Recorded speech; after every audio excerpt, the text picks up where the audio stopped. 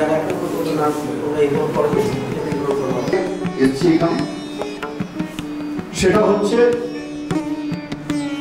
যারা নতুন ভোটার তাদেরকে সেন্সিটাইজ করা যে আপনারা ভোট কিভাবে দেবেন ইলেকট্রাল রেজিস্ট্রেশন প্রসেসের মধ্যে আসবেন অনলাইনে আমরা কীভাবে হবে এখানে আমরা দেখাবো যে নিজের অ্যান্ড্রয়েড ফোন যদি থাকে সেই ফোনের সাহায্যে আমি প্রত্যেকটা ডকুমেন্ট খুলে আমরা স্যার বলেছিলেন দুটোভাবে জমা দেওয়া যায়। এখন বিএলওরা করছেন, বিএলওর কাছে হার্ড কপি ফর্ম প্রিন্ট করে জমা দিতে পারেন বা আপনি যেহেতু মোবাইল দিয়ে করছেন।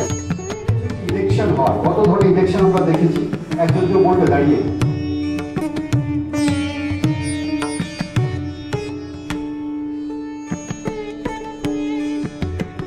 voters is done by using A ballot unit, B control unit, C option both A and B, or D এই কারেকশন কত নাম্বার পাবেন?